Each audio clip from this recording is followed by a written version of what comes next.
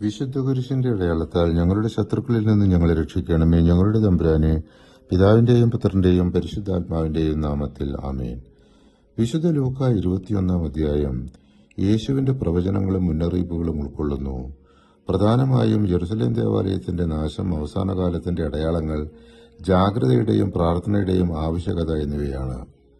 ഒരു ദരിദ്ര വിധവ തന്റെ ജീവിതോപാധി മുഴുവൻ ദേവാലയ ഭണ്ഡാരത്തിൽ നിക്ഷേപിച്ചത് കണ്ട യേശു ഇപ്രകാരം അരുളി ചെയ്തു: എന്തെന്നാൽ അവരെല്ലാവരും തങ്ങളുടെ സമൃദ്ധിയിൽ നിന്ന് സംഭാവന ചെയ്തു, ഇവളാകട്ടെ തന്റെ ദാരിദ്ര്യത്തിൽ നിന്ന് ഉപജീവനത്തിലുള്ള വക മുഴുവനും നിക്ഷേപിച്ചിരിക്കുന്നു.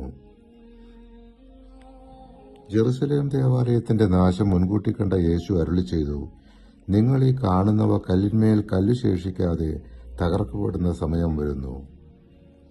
യുദ്ധങ്ങൾ, ഭൂകമ്പങ്ങൾ, ക്ഷാമം, പീഡനം, വ്യാജപ്രവാചകർ എല്ലാം അവസാന കാലത്തിന്റെ അടയാളങ്ങളാണെന്ന് യേശു പ്രവചിച്ചു. യുദ്ധങ്ങളെയും കലഹങ്ങളെയും കുറിച്ച് കേൾക്കുമ്പോൾ നിങ്ങൾ ഭയപ്പെടരുത്. ഇവയെല്ലാം ആദ്യം സംഭവിക്കേണ്ടതാണ്, എന്നാൽ അവസാനം ഇനിയുമായിട്ടില്ല. അവൻ തുടർന്നു: ജനം ജനത്തിനെതിരായും രാജ്യം രാജ്യത്തിനെതിരായും തല ഉയർത്തും. 21 അധ്യായം 9-10 തിരുവചനങ്ങൾ. ജെറുസലേമിന്റെ പതനത്തെക്കുറിച്ചുള്ള യേശുവിന്റെ അരുളപ്പാട് 20-24 തിരുവചനങ്ങളിൽ വിവരിക്കുന്നു.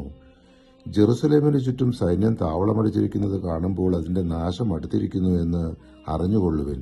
അവർ വാളിന്റെ വായ്ത്തലയേറ്റ് വീഴുകയും എല്ലാ ജനതകളിലേക്കും തടവുകാരായി കൊണ്ടുപോകപ്പെടുകയും ചെയ്യും. വിജാതീയരുടെ നാളുകൾ പൂർത്തിയാവുന്നതുവരെ അവർ ജെറുസലേമിനെ ചവിട്ടിമതിക്കും. മനുഷ്യപുത്രന്റെ ആഗമനം പ്രതീക്ഷിച്ച് ജാഗ്രതയോടെ പ്രവർത്തിക്കേണ്ടതിന്റെ പ്രാധാന്യം ഈ അധ്യായത്തിൽ കാണാം. സുഖലോലുപത, മദ്യാസക്തി, ജീവിത വ്യഗ്രത എന്നിവയാൽ നിങ്ങളുടെ മനസ്സ് ദുർബലമാവുകയും ആ ദിവസം ഒരു കെണി പോലെ പെട്ടെന്ന് നിങ്ങളുടെ മേൽ വന്ന് വീഴുകയും ചെയ്യാതിരിക്കാൻ ശ്രദ്ധിക്കുവിൻ. വിശുദ്ധ ലൂക്ക 21 അധ്യായം 34 തിരുവചനം.